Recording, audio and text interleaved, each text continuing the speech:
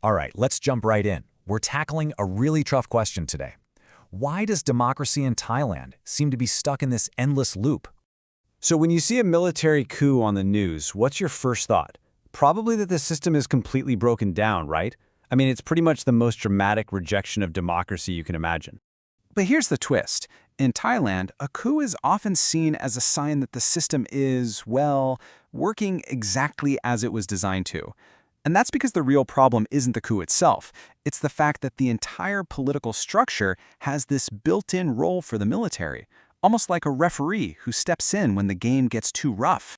And this is the idea we really need to wrap our heads around. It's not a bug, it's a feature. The coup isn't this catastrophic failure. It's become an accepted, almost predictable part of the political machinery. Think about it. In a lot of places, a coup means total chaos, maybe even civil war, or getting cut off from the rest of the world. But in Thailand, it's seen differently. It's less of a violent revolution and more like hitting a giant reset button. A political adjustment, if you will.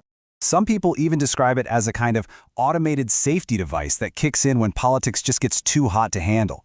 And once you start thinking of it that way, you can see how it creates this very predictable, almost rhythmic cycle. And this cycle? Well, it's become the country's go-to move for dealing with serious political disagreements. It's like the default setting on a GPS when the main road is blocked. Okay, so look at this cycle. It's fascinating, right? It all starts with a democratic election, but instead of settling things down, the election actually cranks up the tension. That's when the elite network, the judiciary, the top-level bureaucrats, they get involved. And when that doesn't work, step 3, the military comes in to temporarily calm things down. Then they write a new constitution, hold another election, and boom, the whole cycle just starts right back up. There's actually a great phrase for this that really gets to the heart of the mindset: political traffic control. It perfectly captures this idea that the military isn't trying to steal the car and drive off somewhere new. They're just stepping in to unsnarl a massive political traffic jam. So this begs a really important question, doesn't it? If the military is just directing traffic, who are they doing it for? Are they their own bosses, or is someone else telling them when to blow the whistle? Well, the thing is, the military isn't some rogue force acting on its own. It's more like the muscle, the enforcement unit for a much bigger power structure. We're talking about the royal network, the top-tier bureaucracy, the courts, and even the urban middle class.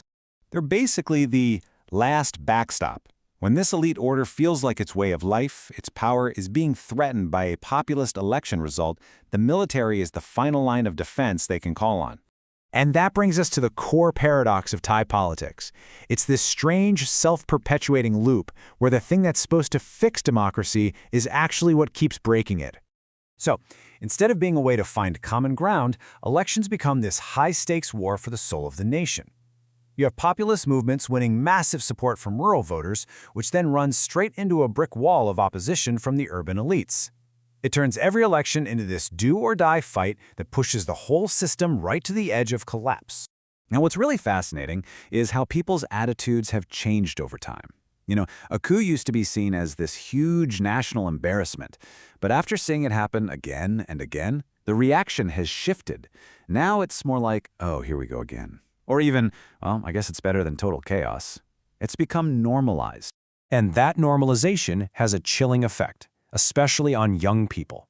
When you see protest after protest happen, and the system just resets itself anyway, you start to calculate the risk.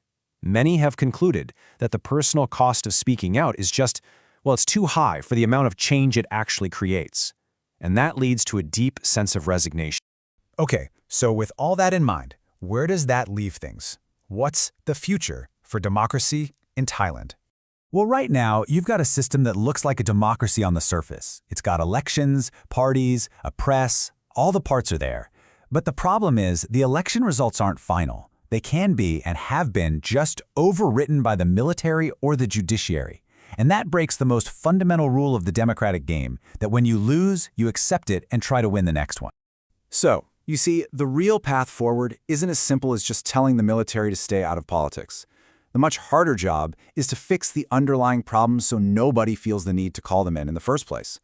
That means healing the massive divide between urban and rural voters, reining in the political power of the courts, and creating a system where losing an election doesn't feel like the end of the world.